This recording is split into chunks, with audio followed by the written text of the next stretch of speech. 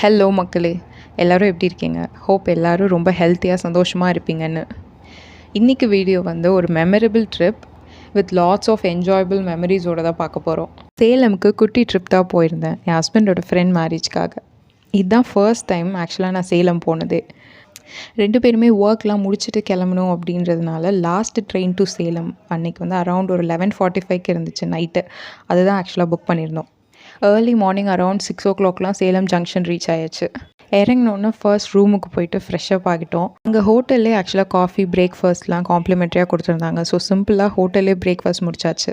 Evening தான் marriage சர்ச்சில் and moreover 1 day தான் இருந்துச்சு. ஸோ பெருசாக சுற்றி பார்க்கவும் டைம் கிடையாது. ஸோ லஞ்ச் மட்டும் எங்கேயாச்சும் வெளியில் ட்ரை பண்ணிவிட்டு கிஃப்ட் பர்ச்சேஸ் பண்ணிக்கலாம் அப்படின்னு சொல்லி கிளம்பியாச்சு. மார்னிங்கே ஹஸ்பண்டோட ஃப்ரெண்ட் பிக்கப் பண்ண வரப்போ சொல்லியிருந்தாங்க, லஞ்ச் செல்வி மெஸ்ஸில் ட்ரை பண்ணுங்கள் நல்லாயிருக்கும் அப்படின்னு.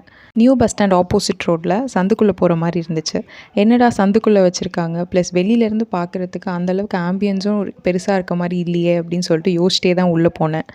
பட் உள்ளே கால் வைக்க கூட இடம் இல்லை, அவ்வளோ கூட்டம் இருந்துச்சு. அப்போ தான் ஆக்சுவலாக எனக்கு அரவிந்த் சாமி சார் ஒரு படத்தில் சொன்ன டயலாக் ஞாபகம் வந்துச்சு. அவங்க இடத்த நம்பி கடை ஆரம்பிக்கல, அவங்கள நம்பி ஆரம்பிச்சிருக்காங்க அப்படின்னு சொல்லி. மட்டன் பிரியாணி, வஞ்சிரம் அண்ட் ஆம்லேட்லாம் ஆர்டர் பண்ணி ட்ரை பண்ணியிருந்தோம். ஹானஸ்ட்டாக சொல்லணுன்னா டேஸ்ட் ரொம்ப சூப்பராக இருந்துச்சு. நான் சாப்பிட்டதுலே இதுவும் ஒன் ஆஃப் த பெஸ்ட் கடை அப்படின்னு சொல்லுவேன்.